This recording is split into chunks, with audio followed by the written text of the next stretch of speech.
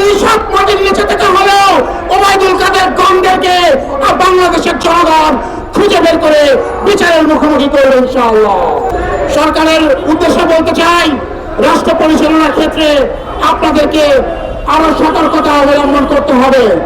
আমরা কিছুদিন আগে দেখলাম, মানে দু একদিন আগে, গতকালকে মনে হয় দেখেছি, জনপ্রশাসন মন্ত্রণালয় থেকে পর্তুগালের রাষ্ট্রদূত নিয়োগে ডক্টর মাহফুজুল হক, বিসিএস এর 82তম ব্যাচের কর্মকর্তা, তাকে নিয়োগ দিয়ে প্রজ্ঞাপন জারি করা হয়েছে। এজন্য বলতে চাই, সরকার পরিচালনায় রাজনৈতিক দলগুলোর মতামত এবং মূল্যায়ন নেওয়া জরুরি।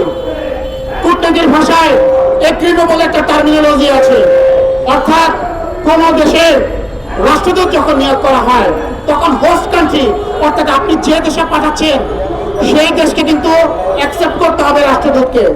ফ্যাসিস্ট হাসিনার আমলেও দুজন রাষ্ট্রদূতকে ইউরোপ এবং মধ্যপ্রাচ্য অ্যাকসেপ্ট করা হয়। কূটনৈতিক শিষ্টাচার হলো রাষ্ট্রদূত নিয়োগের আগে তার প্রোফাইল হোস্ট কান্ট্রিতে পাঠাতে হয়।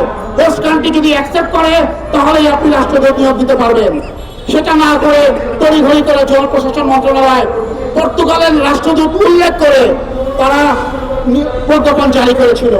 এই কর্মকাণ্ডগুলো আসলে সরকারের যে কর্মদক্ষতা, সরকারের গ্রহণযোগ্যতাকে প্রশ্নবিদ্ধ করছে।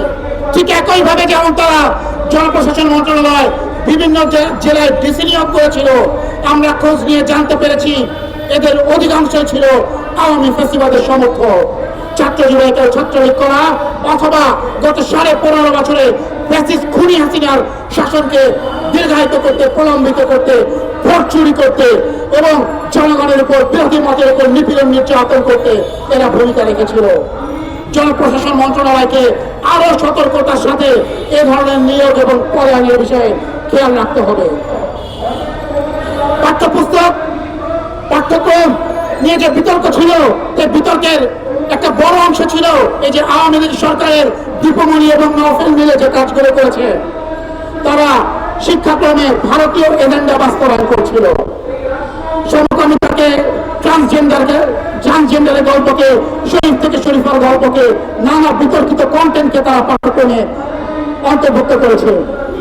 এই পাঠ্যক্রম সংশোধনে যে কমিটি হয়েছে, সেই কমিটির ভিতরেও কিছু বিতর্কিত লোক রয়েছে যারা সমকামিতার অধিকার নিয়ে কাজ করে। এই পাঠ্যক্রম সংস্কারের জন্য কোন আলেমকে এখন পর্যন্ত অন্তর্ভুক্ত করা হয় নাই। এবং এই বিষয়গুলোকে খেয়াল রাখতে হবে যাতে অন্তর্বর্তীকালীন সরকারের কার্যক্রম কোনোভাবে প্রশ্নবিদ্ধ না হয়। প্রিয় বন্ধুগণ, আপনারা জানেন গত শুক্রবার বাইতুল মোকাররমের খতিব সাহেবকে নিয়ে যে অনাকাঙ্ক্ষিত ঘটনা ঘটেছে। বাইতুল মোকাররমের খতিব সাহেবের বাবা শামসুল হক ফরিদপুরের রহমতুল্লাহ বহুত বড় আলেম ছিলেন, কিন্তু তার সন্তান হয়ে তিনি খুনি হাসিনার পক্ষ অবলম্বন করায় আল্লাহ রাব্বুল আলামিন বাংলাদেশের জমিনে তার সম্মানহানি ঘটিয়েছে।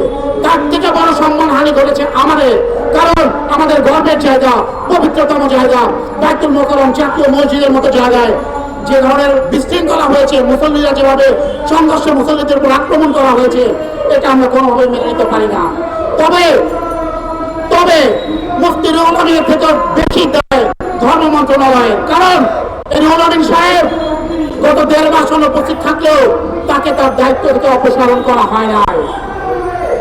সরকারকে এই বিষয়গুলোকে সতর্ক রাখতে হবে। সংস্কারের কথা আমরা অনেক বলছি, সংস্কার নিয়ে 6টা কমিশন গঠন করা হয়েছে। কমিশন গঠন হওয়ার পরেও প্রায় সপ্তাহখানেক পার হয়ে গিয়েছে, কিন্তু সংস্কার কমিশনে গঠিত প্রধানরা ছাড়া আর একজন সদস্য এখন পর্যন্ত নিয়োগ হয় না।